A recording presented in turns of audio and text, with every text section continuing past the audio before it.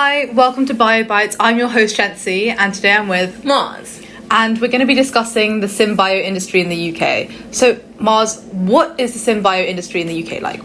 The synthetic biology in the UK is an ever-growing field which integrates parts of biology and engineering to make genetically engineered organisms. It could help address lots of challenges which are experienced in healthcare, such as health or environment. Okay, so how much is the UK government then investing into this industry? So the UK government has invested over 100 million through UK research and innovations for growth programs, and on top of this, 73 million is being invested into engineering biology mission hubs and mission awards. So it's basically a very promising field in the UK, it looks like. Exactly.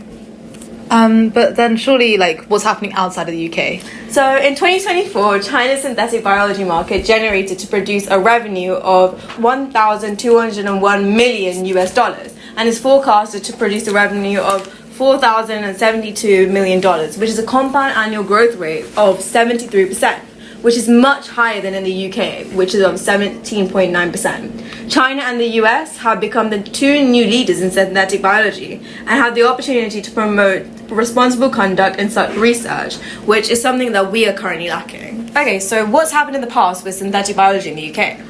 So synthetic biology came out of the US actually, so that was MIT, they had a first SynBio meeting in the early 2000s, and since then synthetic bio really popped off in the UK.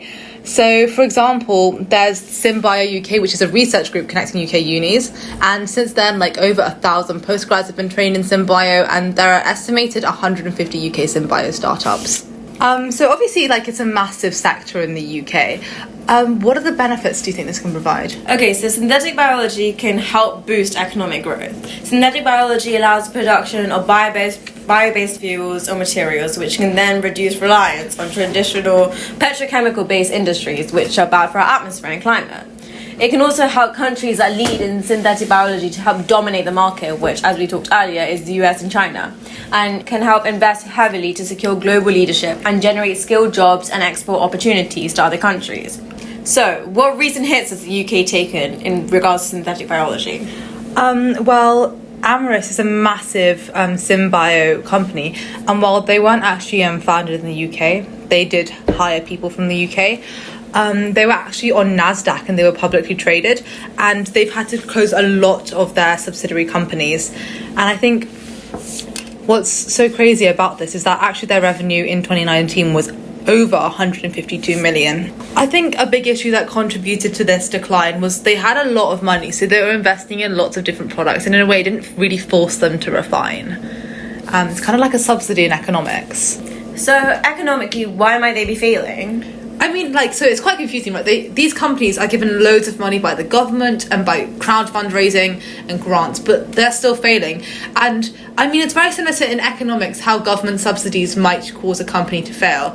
I think what's happening with the synbio industry is that certain companies are becoming over-reliant on these grants and flows of money, and when they dry up, they have no product left to sustain their expenditure. And would this result in an economic growth, or...? I think it's a good question. I think if the money is used correctly, it could result in exponential growth for the UK synbio industry. But what we're seeing more and more now is companies failing to produce enough revenue to support themselves once they lose their initial pot of funds. So, we've seen that the synbio industry is struggling in the UK. It's not only Amyris that's been failing recently. So, what ideas do you think there could be to boost the industry in the UK? There are obviously many pros and cons in boosting the synthetic biology industry in the UK. It obviously encourages innovation and development programs for new biotechnologies, which can be done by increased government investment and lots more research and development.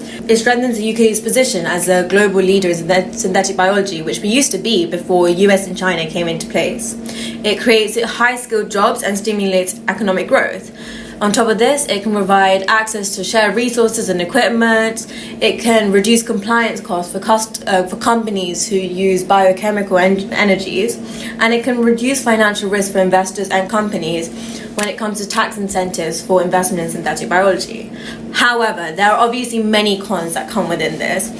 Increasing government investment could cause for a high financial burden on taxpayers, and it can cause a risk of inefficient allocations of funds or underperforming projects. So apart from government investment and R&D funding, is there anything else we could do? Yes, there are many things that we can do, such as streamlining regulatory frameworks. Like I said earlier, there are many pros and cons to this, pros which consist of enhancing the UK's competitiveness compared to other nations. However, the cons can consist of risk of compromising safety and ethical standards.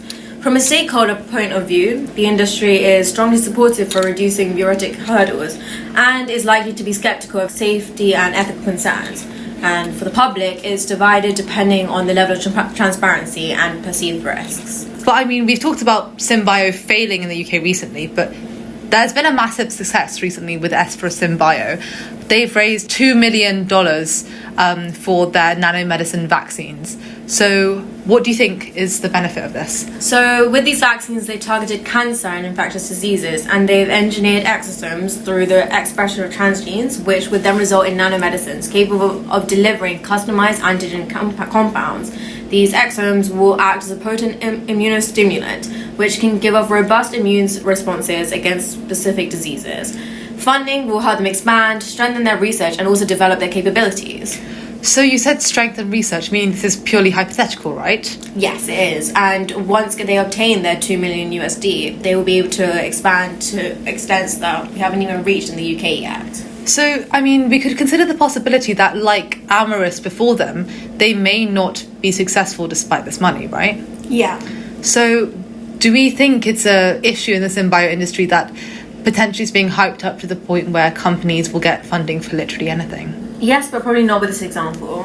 I feel like if Espera SynBiology has proved that they have good allocations of where their money can go, which can therefore be a good example of how money can actually be allocated in the right places and at the right time to help strengthen the UK economy as a whole, but also the synthetic biology industry. Sounds great. Thank you so much for coming on. I think we've covered a wide range of topics today. We've covered the UK SynBio, companies failing, how they could be improved, and also SynBio outside the UK. So thank you for tuning in to this episode of BioBytes, and see you next week. Bye!